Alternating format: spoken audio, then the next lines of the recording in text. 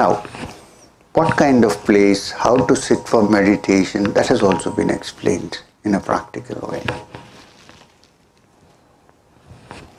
Sucho deshe pratishtapya stiram asanam atmana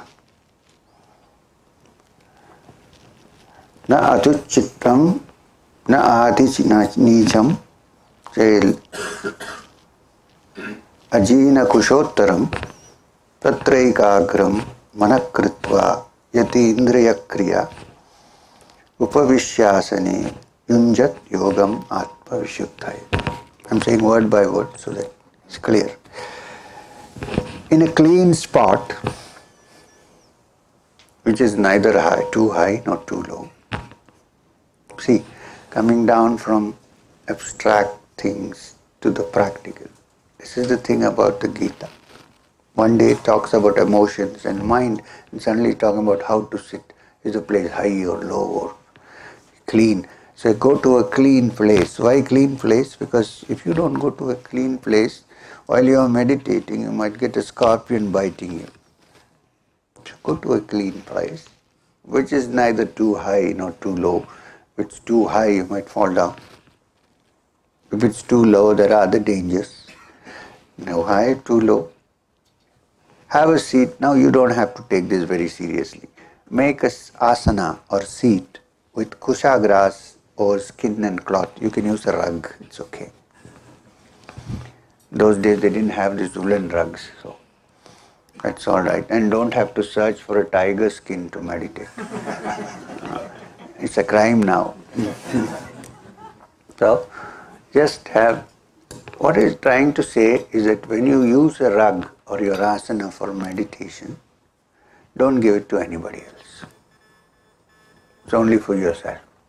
Because if you give to somebody else, believe me, this works. You give, one day you're meditating on a thing like that, and then after 3 days, your friend or your roommate says, I also want to meditate, can you give it to me? So you give it. And then she meditates or he meditates for 10 days and then he gives back to you. When you sit down to meditate, suddenly you're thinking of pop music. You don't know where it came from, it's from the other person. So, no, if you want to think of pop music, it's all right. I'm just giving you an example. So keep your asana to yourself. That's what it means. Have something on which you can sit regularly in a comfortable place which is clean, which is protected from wind and water and rain and thunder and from wild animals and insects.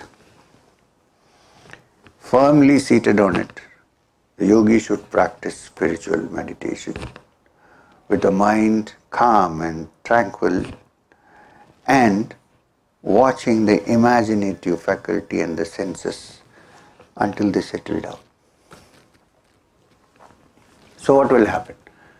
You have taken off your shoes, you have stopped thinking about anything else, about the outside world, you found a nice place to sit, you're sitting there and you're meditating. Now what happens? The imagination starts working. You can sit in one place and imagine so many things. So, keep looking at the imagination, all the images that come, keeping in mind that this is not what I am looking for. I want to keep quiet and calm, and the mind has to be tranquil. Don't try to throw the imaginative faculty out because it will rebound with double force. Be a witness to it. Watch it. Don't get involved. If you do that for some time, then slowly the imagination will decide that there is no point in troubling this guy, get away. He is not going to move. So sit quietly until all your image-making ideas are at rest.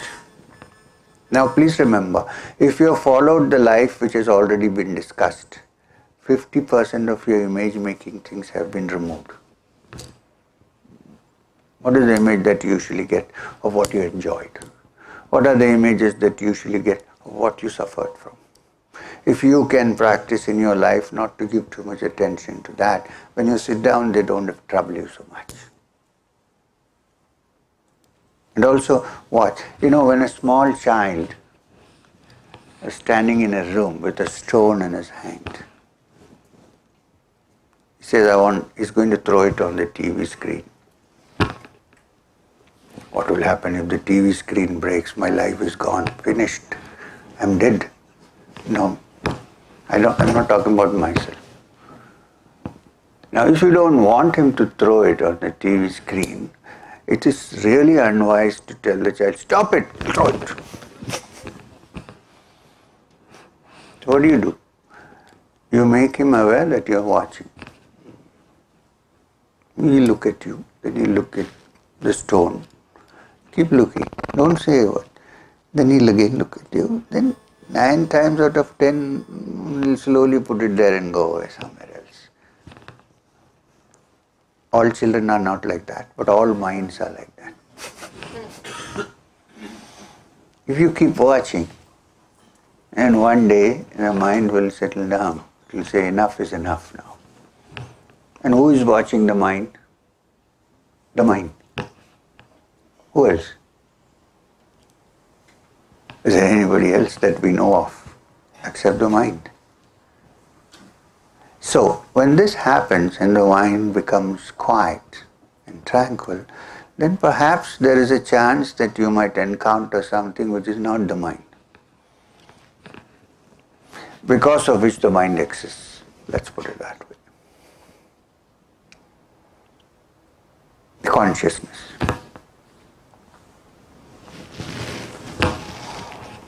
And then one more practical instruction. Not one more, some more. What is that? Holding the body, head and neck erect. What will happen if you sit to meditate and keep slouching after some time? So keep your neck and head erect, straight, which doesn't mean that when you sit to meditate, you must sit like that. It means relax and be straight, steady. I've seen some people who are meditating, you think they're going to hit you. Relax. Relax, keep everything straight, clear. Okay? Don't slouch. That's what they're trying to say. Because many spiritual things happen in the spine, in the area of the spine and the head. So therefore, if you keep the spine steady and not bend forward or backward, then whatever happens clearly and in a good way. No blockages. So keep your mind steady, keep your head steady, keep your neck steady, motionless, firm. And here is one technique of meditation discussed. Gazing at the tip of the nose. Now there are many ways of doing it. You can either gaze at the tip of your nose, or you can gaze in the middle of your eyebrows. In some other places that is also described. Or you can fix your attention in your heart center. And different ways of doing it. Here, since everything can't be discussed at once, just fix your attention on. Now please, when you say fix your attention on the tip of the nose, it's not a physical exercise, okay? It's not that you become cross-eyed.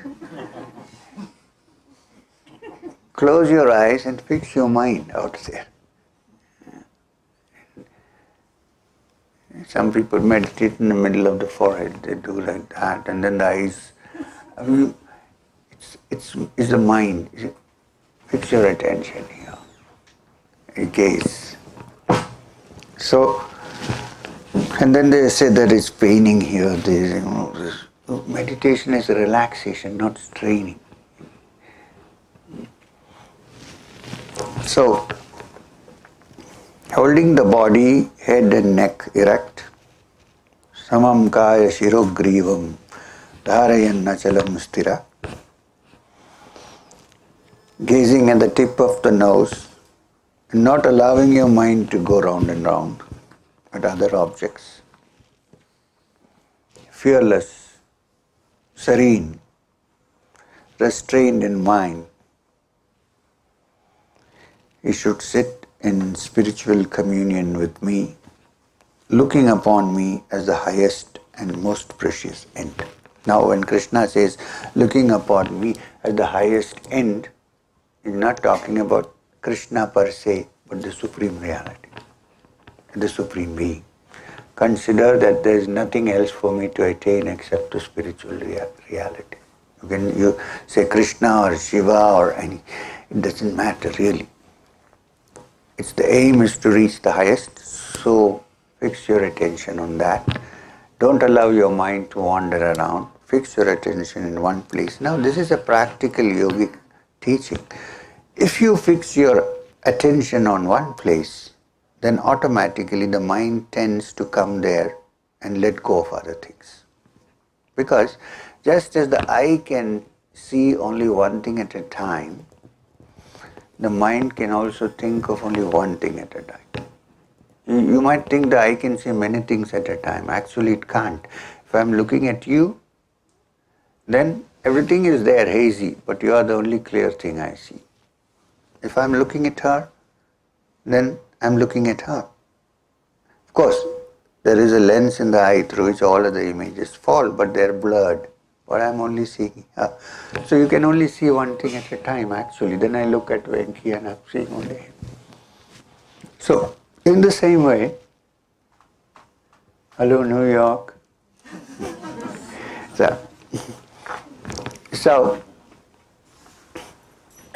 therefore, in the same way, if you fix your attention on one object or one position, then the mind tends to stay there and not wander around, which is the importance of finding a place to meditate upon, in yourself, not outside.